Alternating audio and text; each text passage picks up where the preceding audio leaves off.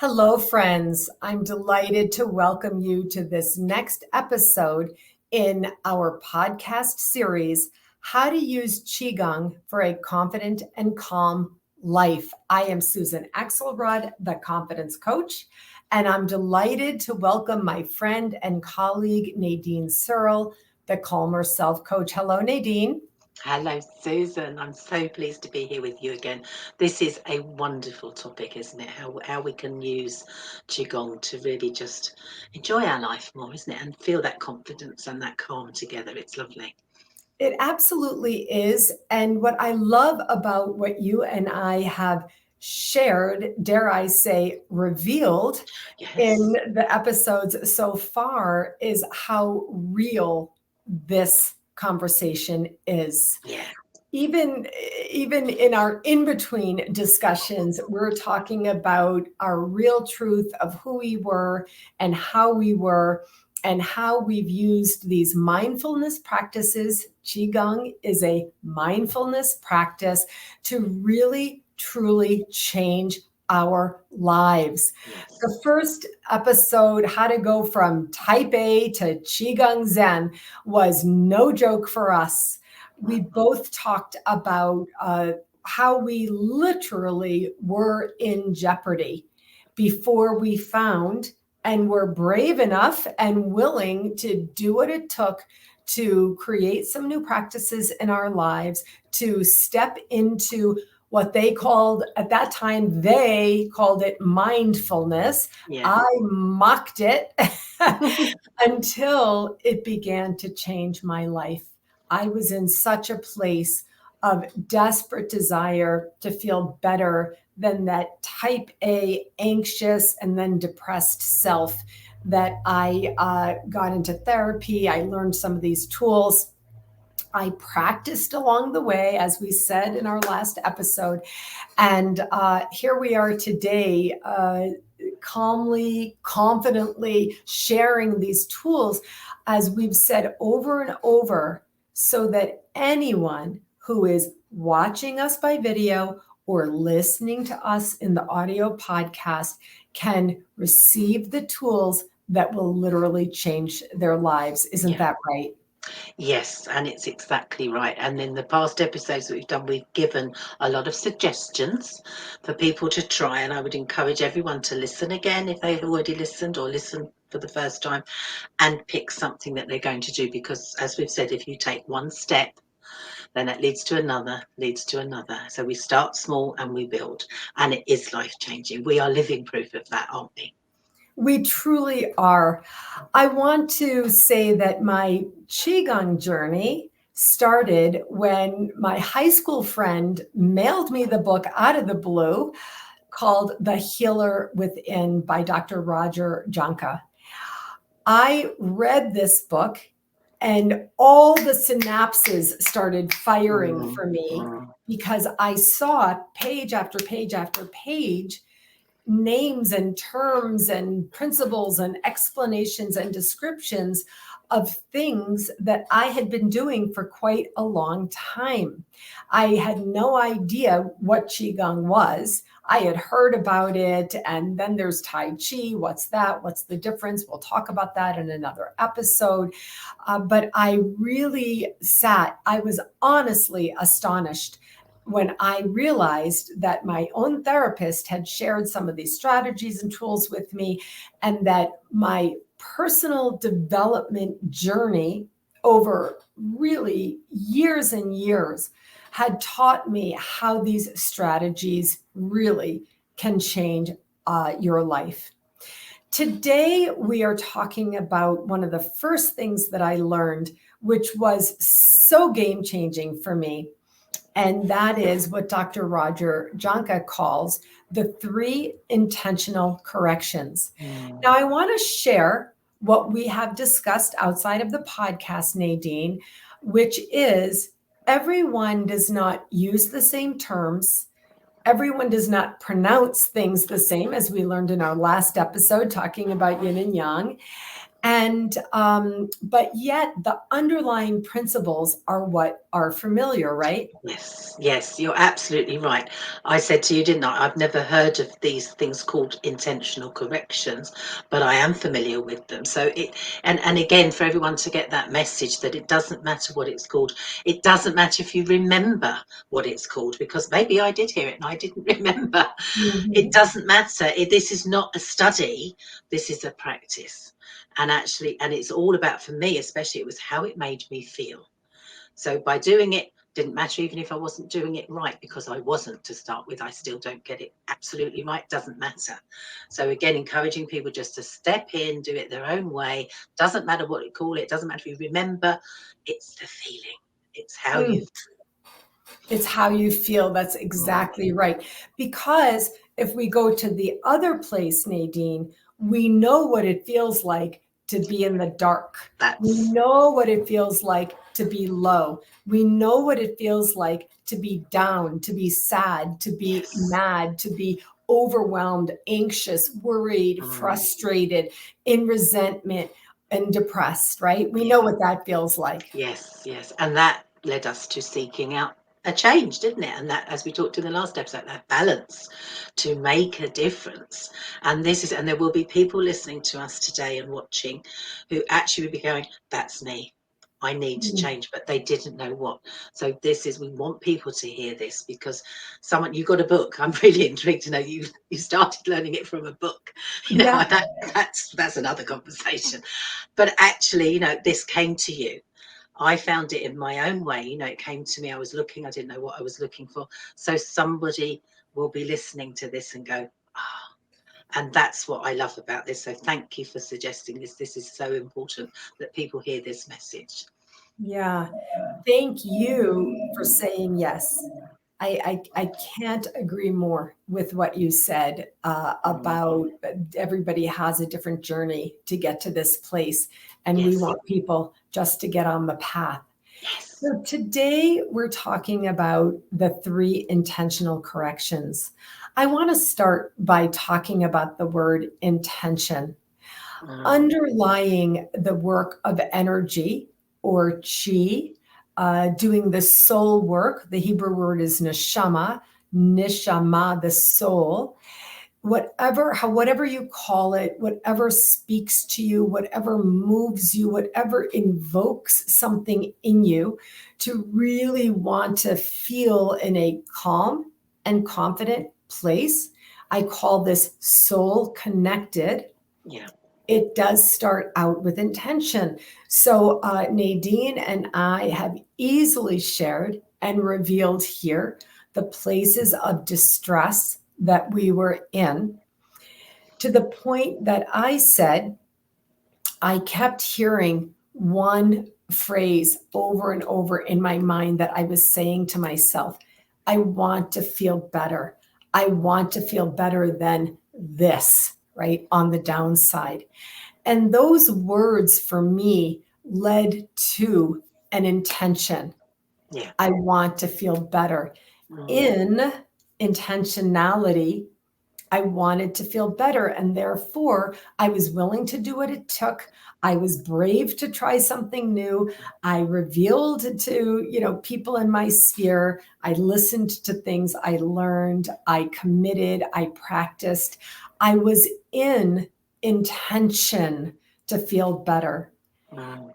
And does that also describe what you moved into, Nadine, or It no?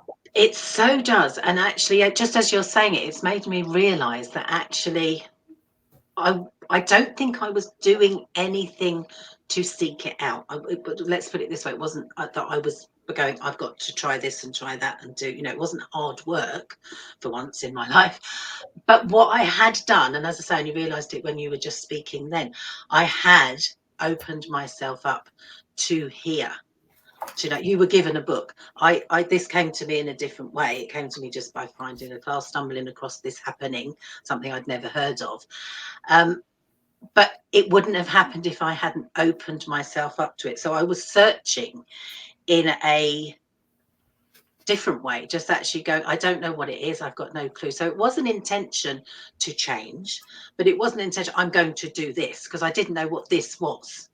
So that might not really make sense, but it was just that. And I would encourage anyone just to actually, when you don't know, and I know for myself, and I still have moments when I've got a decision to make and I don't know, and I just give it up. I just go, okay, that is, and we talked in the last episode about balance, didn't we? And that actually, I push quite a lot. I still do in my life. I'm quite an intentional, forceful person, but I know the value of stepping back as well, that pause. And that's what I say, that's when the magic always comes in, isn't it? So giving yourself, and that's what I did without even realizing what I was doing. I just actually went, well, I really don't know what it is, but I know that I need something. Opened myself up, heart and soul and ears, eyes, open up and start looking, noticing, and then it's there. So that was my way of coming. So that was my version of intention, if you like. So again, for people to realize it doesn't have to be, I've got to do this. It can just be, I'm going to just step back and let something come in, which is what happened for me. So a little bit different, but got the same result. Yeah, I actually do love that. I love right here, right away, we're talking about a different way to be in intentionality. Yeah. And so the third word is corrections. 3 intentional corrections. This is one of the things that Dr. Jahnke talks about. And this resonated with me because there's a doing thing involved here, Nadine. And I always love the doing. It was a journey for me to get to the being, and we're going to talk about that in another podcast episode. But there's a doing thing. This doing thing is such a gift for you.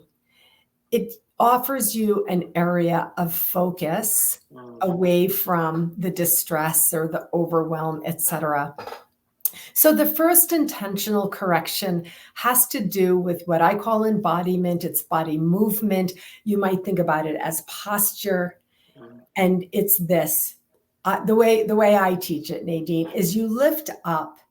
You lift up. So often, especially when you're in overwhelm, you're in a hunched position, right? And so I have my hand on my chest and my other hand just under my breast, and I'm lifting up my sternum. Oh yeah, you could feel it right away. Doesn't it feel different? You open yourself up. It's so beautiful. Exactly. You lift up and you bring your shoulders back into a comfortable position.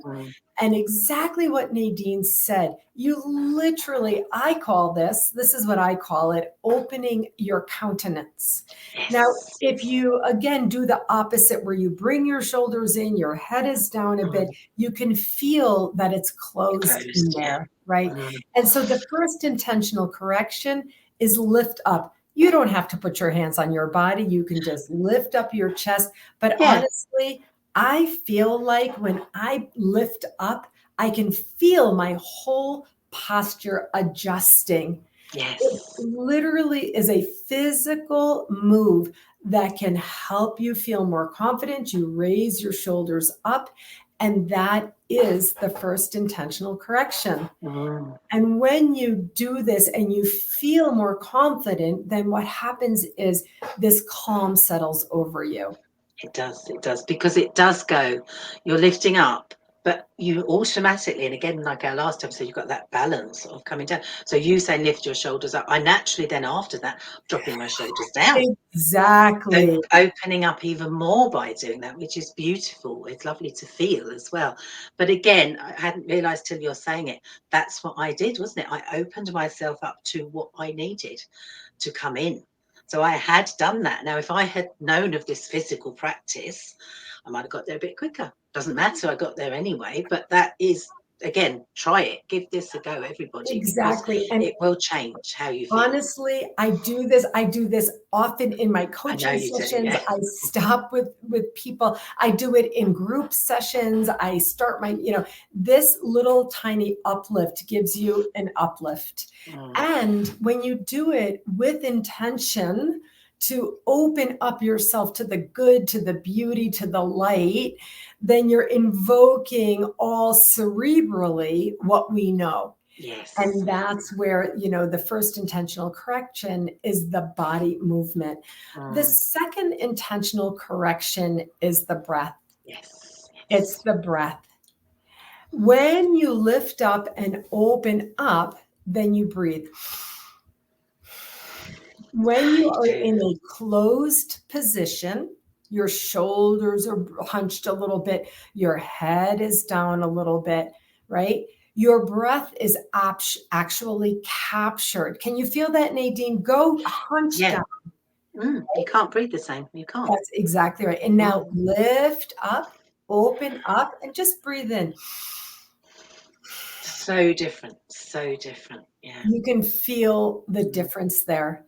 And this intentional correction, and we're going to be talking a lot more in other episodes about your breath as well. This intentional correction, the second intentional correction, will serve you. If you never even get to the third, the first and second will serve you. It so does. I mean, one of my things that I teach is I say it's the power of your exhalation, and it's intentionally focusing on your out breath. But it doesn't matter what you do, just intentionally focusing. And I think corrections, I haven't got a problem with it, but I'm almost like I'm saying in my mind as you're saying that, adjustments, because it's correction almost sounds like you're doing something wrong. You're not necessarily, it's just adjusting a little bit. Also, so that's a perfect word. It's fine. Word. Yeah, it's just coming to me that sits better with me. It doesn't matter, but it is. And your breath, definitely. We have power in our breath. You actually just reminded me that, sorry, but you're actually reminding me that the word is adjust your body, adjust your breath. Even though the title, as I know it is but that's exactly it is adjust, right. Isn't it? And that actually, I think it's a little bit softer, isn't it, for people to get that message? And that's fine, isn't it? Again, everyone will find their own way. It doesn't matter. It doesn't matter what it's called. We're doing it, and it's feeling good. And that is the breath, and actually just tuning into your breath. Again, we breathe all the time. We don't notice, But as soon as you just go, I'm just noticing my breath in and out, in and out. And how lovely is that? Just go, that's nice. It's intentional, isn't it? I'm intentionally tuning in. I love it. Intention is lovely. Exactly. That's exactly why they're called intentional corrections or adjustments. That's exactly why the word intentional is used. The third intentional correction or adjustment that you might want to consider is the mind. It's the thoughts. Now, for me, my thought reframe actually came first. My journey actually began in therapy with a psychiatrist when I learned that thoughts are things. Between what he was sharing with me, he said, Susan, you're a human being, not a human doing. And that will definitely come up again. And then in my own reading, my own research, my own deep desire for my correction or an adjustment to the way of life that I myself had created, I learned that thoughts are things. I learned that you have the ability to intentionally create the thoughts that feel better to you. I have used this countless times in my own journey, including even more recently in very, very difficult personal circumstances that I now know, just like you said before, Nadine, that it's a practice. We talked about it in the polarity, the yin and yang episode, that, sometimes we fall back, but we always trust the practice and the process. And that is how this has worked for me. I learned that I could, if I truly wanted to intend to feel better, I could create thoughts that feel better. I learned about affirmations. My seminal first affirmation was all is well. I didn't create that. I learned that from someone else. All is well. Because in my life, thank God, all was well enough. It really was. I was safe and all was well. And so when you put the three of these together, you have this body opening, the physical and physiological opening of your systems. You have the breath. You learn about the breath in, breathing in the good, and what Nadine teaches, the power of the exhalation. You might hear something like this, right? Yes. I know, It's so exactly. lovely. It's so lovely. Right, Sigh. the sigh, right? Where you're really exhaling and expelling, right? Yeah. All the way to the end. In my practice, I call it the 1 second gift. Yes. The very end of your extended exhale, of the expelling, the exhalation, you hear and you feel this total, utter, complete silence. Yes. And I Yes. want to invite people to practice. You do a deep breath in, Yes. you Yes. hold, and then you do a long extended exhale. And at the very end of that exhale, you are going to find the most beautiful, precious, That little spot. Yeah. that little spot, that moment of true, utter, quiet, calm silence. Yeah. And then when you've done this, you can affirm whatever you want to affirm. If it's about your safety, if it's about your wellness, if it's about your emotional state of being, if it's about abundance and prosperity, if it's about relationships, if it's about livelihood, whatever it is that is on your mind that you want to intentionally correct, Yes. moving from what we call the negative limiting beliefs or the negative thoughts that we have to the positive. And that would be an example of a correction or also an adjustment, Yes. right? Exactly. Where you are changing the way that you think, right? About something, changing the thoughts. Have you had that experience? Yes, it's when you talk about affirmations, I really had a hard time with affirmations. I had my self-talk, my word voices in my head, I used to call it, that always disagreed. You know, that classic mirror work that we've all heard of, where you stand in front of the mirror and go, I love myself. That that was not happening. That was not happening. But I think adjustment is perfect, because I say you're just tweaking. But it is, again, it comes from actually tuning into what's going on in the first place. You know, listening, being brave enough to actually go, I was listening then to my voices in my head that were quite horrible. And then going, okay, that's what's happening. It's okay. There's that word again. It's okay. You know, for me, that's really comforting. That's my affirmation, actually. It's okay. That's the thing that I say to myself that really comforts me. But I would go, that's okay, whatever's going on, rather than react and get all het up about it, it's okay. And I can just tweak. And I experimented, because, as I say, the affirmations as I was being taught, I was not comfortable with. So I adjusted, I tweaked, and found my own way of just going, I'm just going to try this a bit different. And questioning a little bit, is that true?